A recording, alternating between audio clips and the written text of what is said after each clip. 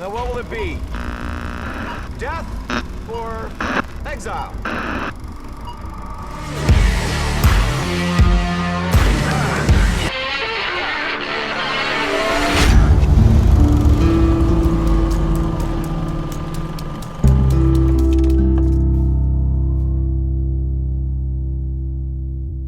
Hello everyone, and welcome to a new segment from the Film Exiles group. We are proud to branch out and begin covering the amazing stories being told interactively through video games.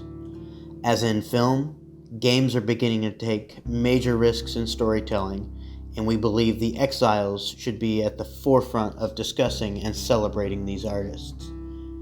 For our inaugural review, we feel there is no better place to start than with the newly released and highly controversial The Last of Us Part 2. The developer Naughty Dog has proven time and again that they are willing to push the boundaries of in-game narrative, and The Last of Us series exemplifies this. Let's begin with the official synopsis. 5 years after their dangerous journey across post-pandemic United States, Ellie and Joel have settled down in Jackson, Wyoming. Living amongst a thriving community of survivors has allowed them peace and stability despite the constant threat of the infected and other more desperate survivors. When a violent event disrupts that peace, Ellie embarks on a relentless journey to carry out justice and find closure. As she hunts those responsible one by one, she is confronted with the devastating physical and emotional repercussions for her actions. Much of this review will stay very vague to the actual events in the game. It is best to go in not knowing what will happen, so we will follow with a spoiler-filled discussion very soon. The game starts on a very positive note, showing us how life has become more normal for our lead characters. Jackson, Wyoming has become a flourishing town walled off from the dangers of the world. A rhythm has been found in dealing with the infected in the area, so they do not impose much threat to the town's newfound way of life. However, that brief moment of happiness is quickly and brutally extinguished, and from this point on, the game takes a very dark turn and becomes a relentless story of revenge, taking the player to Seattle and away from every comfort Ellie may have had. It's hard to find comparisons for this game. Ellie becomes completely lost in her need to exact revenge at any cost. She risks relationships with those who came along to help her, she risks her own safety, and she goes to places so dark that she cannot return to who she was previously. I will say that in many ways this game has some comparison to I Am Legend, where Ellie does not even realize that in her hunt for justice, she's become a bigger monster than the one she seeks. She will kill anyone that gets in her way, and she never even stops to think about the ramifications for her own actions. The game really deals with the endless cycle of revenge. When does it stop? How many lives are worth the one you are trying to avenge? Who will come for you to exact their own justice? The game gives you the chance to see the other side of the story and to see that there is no right or wrong, but that the need for vengeance is a poison. But while this poison affects you, innocent people around you pay the price. Multiple times throughout the game, we are given the chance to understand these characters through flashbacks. While in a film, it might be better to tell these in a more linear fashion, the game cuts to these moments only when it is time for you to know what happened in the past. This helps you stay in the right mindset, whether it be joy, mourning, hate, or fear. Ultimately, the game ends showing the corrosive nature of hate and the need for vengeance, and what the cost will be to be unwilling to move on. Do not expect happiness in this game. While the first game was set in this same dark world, there were moments of light to make you think the world could still be good.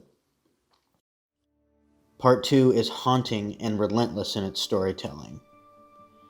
All in all, I highly recommend The Last of Us Part 2's story. Just be prepared for what is coming, although you probably won't be.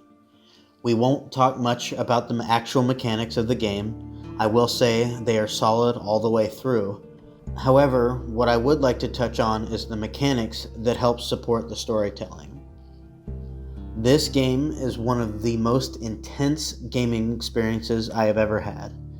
Much of that has to do with the little details. The way your enemies will change the way they search for you based on your actions, or the fact that their dogs can track your scent, keeping you from hiding in the same spot for too long. You never feel that you are safe. But now your enemies seem more real by how they call out their friends' names when you kill them. It humanizes them in a way that maybe makes you think about them being more than just cannon fodder. This also goes for the infected, who now have more types to hunt you down. Some of the scariest moments are from infected that have been cocooned to the walls. They attack you when you assume that they are dead, like in the first game. Again, you are never truly safe. Of course, a big part of what makes the Last of Us series special is the world. The first game introduced us to a human world that was eroding away as nature reclaimed it. It was as haunting as it was beautiful to see what happens over time as buildings and cities are abandoned. While the first game was many medium-sized areas against the backdrop of a larger world, The Last of Us Part 2 takes that scale up all the way. Seattle is a massive location and has now been falling apart for 25 years. Buildings are falling over, streets have collapsed, rivers have formed, and areas that used to be filled by people are now only accessible by boat. There are moments in the game that take you through the sewers, moments that take you through the buildings, and even moments that put you above it all in a way that may induce an anxiety attack. Every inch of this game is beautifully designed.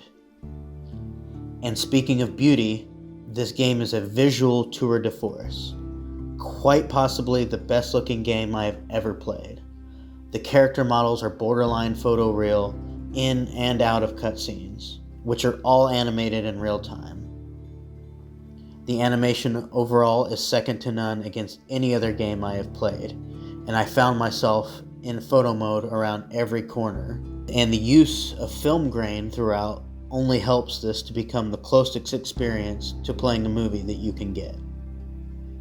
The sound design carries the same attention to detail as the visuals, but like the first game, the real standout is the score.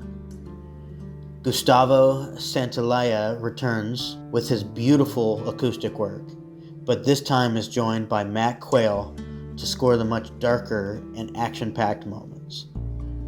Having these two working together allows two sides of Ellie's journey to stand apart. Gustavo adds so much to the personal moments with the character, and his sounds are the souls of these stories. And if Gustavo brings the soul, then Mac injects the adrenaline, which is borderline relentless in this game. Another home run for the series, to be sure. And this is where I must stop my review. To go on any further would tread too close to spoilers, and I must insist that this game be played with as little information as possible. What I will say is the game is absolutely best to be played, not just watched. Following a game streamer and getting their opinions on what is happening from moment to moment does not come anywhere close to the feeling of experience the game for yourself offers. I will also remind you to expect to be tested. This game goes to dark places. You may question whether your actions are right or wrong. You may be forced to understand another perspective, and you will have to ask yourself if what you have become is worth what you have achieved. I applaud this game for going to places games really do not go to. I loved all 27.5 hours of my playthrough, even if sometimes I didn't understand why at each moment. That will do it for our first ever Game Exiles review. You can find me on Twitter at @the_meatball_84 if you would like to talk gaming, movies, or TV. Look for our spoiler discussion very soon. And until next time, stay exiled.